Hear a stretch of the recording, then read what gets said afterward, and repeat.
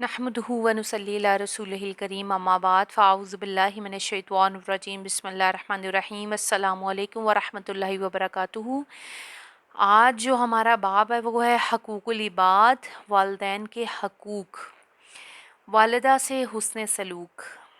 एक आदमी ने नबी सल्लल्लाहु अलैहि वसल्लम से पूछा, ए अल्लाह के रसूल सल्लल्लाहु अलैहि वसल्लम, मेरे हुस्न सलूक का सबसे ज़्यादा मुस्तहिक कौन है? आप सल्लल्लाहु अलैहि वसल्लम ने फरमाया, तेरी माँ। इसने कहा, फिर कौन?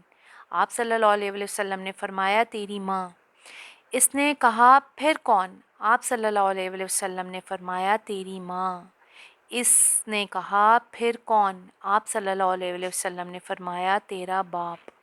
एक और रिवायत के मुताबिक आप सल्लल्लाहु अलैहि वसल्लम ने दो बार माँ का और तीसरी बार बाप का जिक्र फरमाया और कहा, फिर दर्जा बदर्जा जो तेरे करीबी लोग हैं।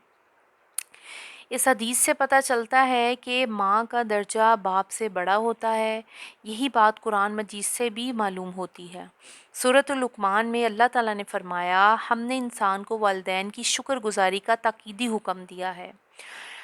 इसके फ़ौरन बाद ये फरमाया, इसकी माँ ने इसे तकलीफ़ पर तकलीफ़ झेलकर अपने शिकम में उठाया, फिर 2 साल तक अपने दूध से इसे पाला। इसी वजह से उल्मा ने लिखा है कि जहाँ तक अदब व ताज़ीम का सवाल है, बाप ज़्यादा मुस्तहिक है और ख़िदमत के लिहाज से माँ का दर्जा बड़ा हुआ है।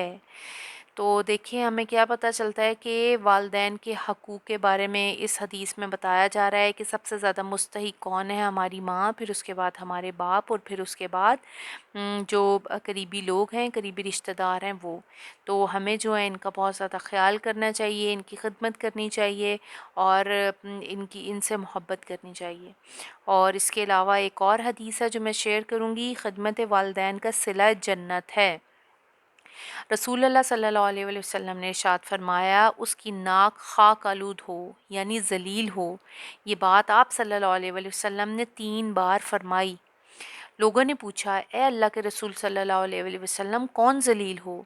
यानी ये जुमला किन लोगों के लिए, किन लोगों के मुतल्लिक आप सल्लल्लाहु अलैहि वसल्लम फरमा रहे हैं? आप सल्लल्लाहु अलैहि वसल्लम ने फरमाया कि वो शख्स जिसने अपने वालिदैन को बुढ़ापे की हालत में पाया या इन दोनों में से एक को, फिर इनकी खिदमत करके जन्नत में दाखिल ना हुआ। तो माँ बाप का तो रद्दो बदल कोई है ही नहीं और माँ बाप का जो है वो हम हक़ अदा कर ही नहीं सकते हैं। जितना भी उनके साथ कर लें, हमने उनका हक़ अदा कर सकते। तो एक और हदीस है इसके साथ ही, वालिदैन की नाफरमानी हराम है। रसूलुल्लाह सल्लल्लाहु अलैहि वसल्लम ने फरमाया कि अल्लाह ताला ने तुम पर हराम की है माँ बाप के साथ बदसलूकी और लड़कियों को ज़िंदा दफन करना और हिर्स व बुख़ल, और तुम्हारे लिए इस ने नापसंद किया है बेकार कसम की गुफ्तगू और ज़्यादा सवाल करना और माल बर्बाद करना। तो सवाल ज़्यादा करने से मुराद ख्वाह-मख़्वाह की कुरैत करनी है। अक्सर होता है आजकल सवाल जवाब बिला वजह के सवाल जवाब पूरे होते हैं। कहाँ जा रहे हैं, क्यों जा रहे हैं, कहाँ से आ रहे हैं, क्या कर रहे हैं, ये चीज़ ऐसे क्यों है, ये चीज़ वैसे क्यों है। तो बिला वजह के सवालात करना बंद कर दें, ये नापसंदीदा है। ये बिल्कुल भी जो है वो काबिल कबूल बात नहीं है। किसी के भी मामलात में इंटरफेयर करना हमें नहीं चाहिए। जो अपनी लाइफ में जो कर रहा है वो करने दे। हम कौन होते हैं किसी के मामलात में इंटरफेयर करने वाले? तो इससे मकसूद ये नहीं है कि आदमी जो बात ना जानता हो इसके बारे में ना पूछे, बल्कि मुराद ये है कि इस तरह की कुरैत ना करे जिस तरह की कुरैत बनी इसराइल ने गाय ज़िबा करने के मामले में की थी। और आज भी इसी तरह की कुरैत बिलअमूम वो लोग करते हैं जो दीन पर अमल नहीं करना चाहते। तो ये चीज़ दीन में बिल्कुल अच्छी नहीं है बिला वजह। हाँ जी, जो एक मालूमात जो एक दीन के हवाले से आई है, जिस चीज़ का हमें नहीं पता है, वो हम सवाल जवाब, वो एक कॉमन सी बात है, वो तो कर सकते हैं। पर जो कुरैत वाला और तजस्सुस वाला और दूसरों के मामलात में इंटरफेयर करने वाले जो सवाल जवाब हैं, वो हमें नहीं करने चाहिए।